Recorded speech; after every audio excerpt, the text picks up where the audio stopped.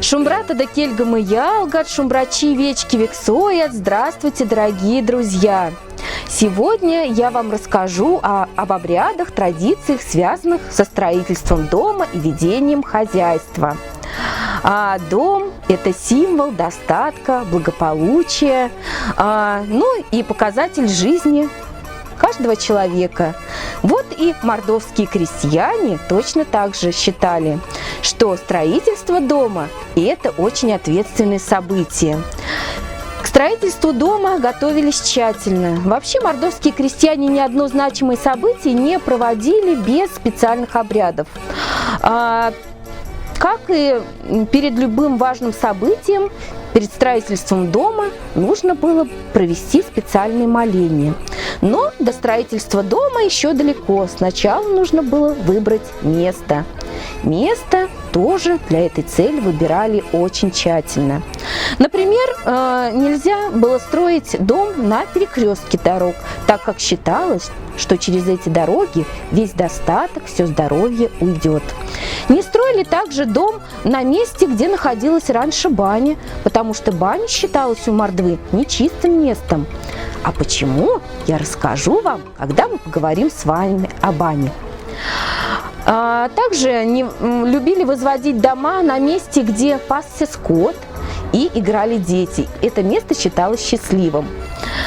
После того, как выбрали место, начинали, конечно, закладывать фундамент дома. Но фундамент дома в таком виде, как сейчас, конечно, он не присутствовал. Раньше по 4 углам избы врывали большие массивные пни, обычно из таких пород деревьев. Это дуб, потому что прочная порода, липа, и уже на него начинали закладывать стены дома, это сруб. Закладывали постепенно, по бревнышку, но как только были сложены первые 2 венца, тут и начинались главные обряды. Давайте сейчас с вами пройдем в дом и узнаем, какие же обряды проводили при строительстве дома, чтобы строительство прошло хорошо, благополучно, и, ну и, конечно, чтобы хозяева потом в этом доме жили счастливо, не болели, жили в достатке. Хранительницей, держательницей, покровительницей дома считалась богиня Кудава. Куд в переводе с мордовского «дом», Ава – «женщина». Вот после того, как заложили первые 2 венца, обязательно проводили моления, посвященные этой богине, чтобы задобрить ее и чтобы строительство дома прошло хорошо, чтобы хозяева в новом доме жили счастливо. В предполагаемый передний угол на дощатый настил ставили стол. Ставили множество угощений, приглашали гостей, соседей, плотников обязательно, зажигали родовую свечу, штатол и молились богине дома, Кудаве, богине земли, Мастераве, чтобы все прошло благополучно. Чтобы хозяева жили в достатке в доме, между бревнами сруба положить такие символичные предметы. Это шерсть, деньги для богатства. Вот такие обряды проводились в начале строительства дома. Еще, чтобы оградить дом от злых духов, часто возле дома или в переднем углу дома, пока дом строился, ставили рябинку у мордвы.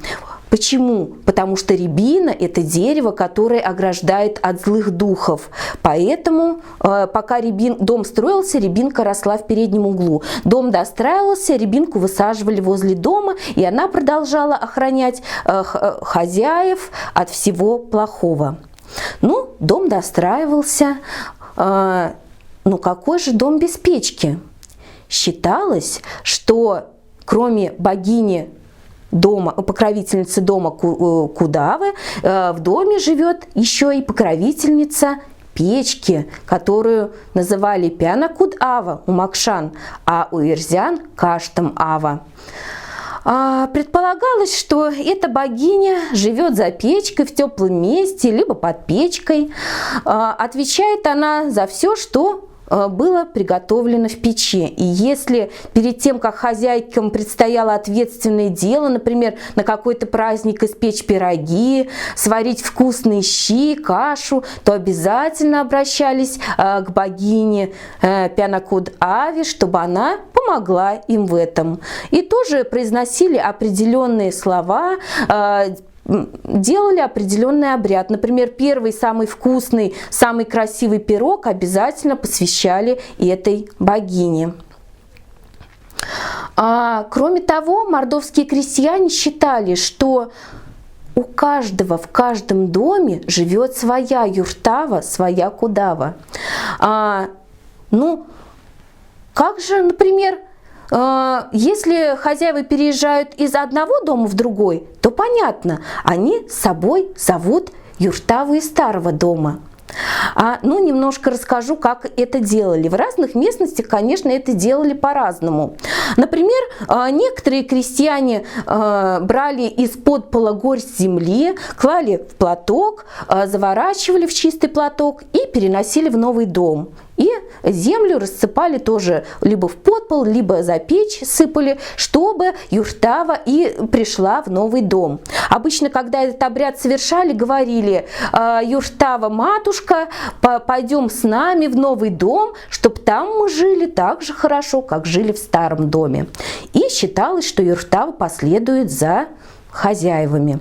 А в некоторых местностях, например, сажали юртаву, приглашали в лапоть усесться, но предварительно из очага, из печки брали уголек, считалось, вот это символ, да, уюта, домашнего очага, и в лапте перевозили таким образом юртаву, кудаву в новый дом.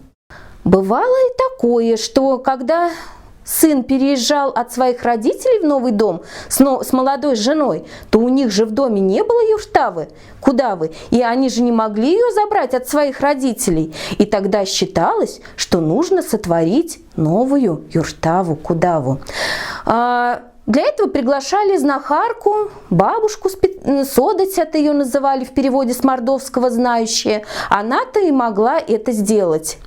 Знахарка во дворе нового дома вырывала ямку, в нее сливали кровь, принесенной в жертву черной курицы, туда же закладывали хлеб, сало, закрывали это все камнем, и знахарка говорила такие слова: «Пусть зародится новая юртава». Она еще говорила о том, что юртава, у тебя много детей, у тебя много сыновей, пусть придут они жить в новый дом и помогают хозяевам жить счастливо в новом доме. И вот такие обряды проводились уже, когда проходило в доме новоселье. Новоселье в доме было радостным событием. В этот день тоже приглашали множество гостей, соседей, плотников, родственников, и опять же устраивали гулянку. Накрывали на стол. У хозяйки в этот день было много хлопот. Нужно было с утра встать пораньше и приготовить множество угощений. На новоселье, как и на любой другой праздник, хозяйке нужно было постараться. С самого утра она топила печь, во-первых, и готовила множество угощений.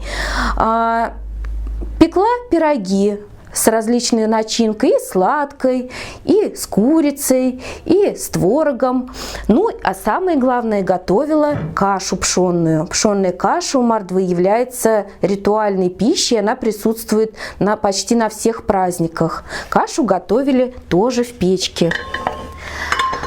Хозяйке нужно было постараться, чтобы пища получилась хорошей, вкусной, чтобы все гости одобрили все, что она приготовила. Поэтому перед тем, как печь топить и что-то готовить в ней, конечно же, просили богиню-покровительницу печки, Пянакудаву, чтобы она тоже постаралась, помогла хозяйке приготовить вкусные пироги и вкусную кашу. Какой же стол без напитков традиционных? У мордвы было два напитка. Один немного хмельной, назывался он пури. Изготавливался он с добавлением хмеля, меда. По крепости был, как самое слабое пиво, если сейчас сравнивать. И еще один напиток, не хмельной, это поза, который изготавливали из сахарной свеклы, которую предварительно выращивали, сушили как сухофрукты, а потом уже, когда нужно было приготовить из нее напиток, то закладывали все это в горшок, заливали водой и ставили долго томиться в печи. Потом, когда все было готово, добавляли закваску небольшую для брожения. В современности это дрожжи, и был готов напиток, который подавали к столу. В день новоселья рано утром вся дружная семья собирается переезжать в новый дом. Первым идет хозяин, и несет он в руках либо петуха, либо кошку.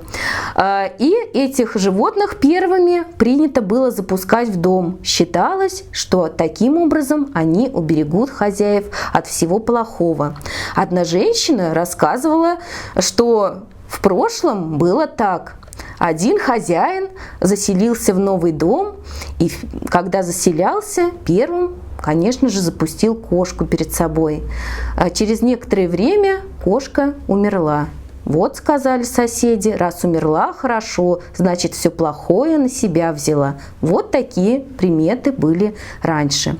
После хозяина шла хозяйка. В руке она несла дежу хлебную, которую первой заталкивала в дом для того, чтобы в доме был достаток.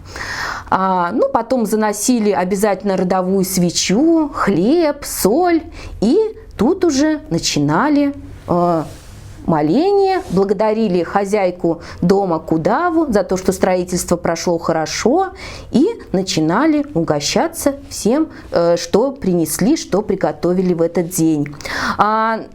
С пустыми руками не принято было ходить на новоселье. Раньше обязательно приносили какие-либо дары. Например, кто-то нес домашних животных, дарил, кто-то денежку, конечно, деньги это была редкость, кто-то посуду, может быть, какую-то утварь, ухваты.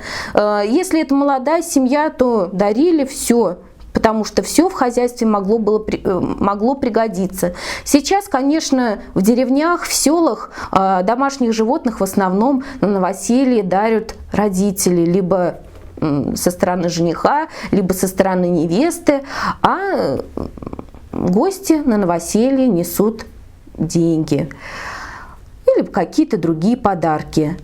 Сегодня вы узнали о том, какие обряды проводили во время строительства дома. Надеюсь, вам понравился мой рассказ. В следующий раз вы узнаете о обрядах, которые проводили в бане.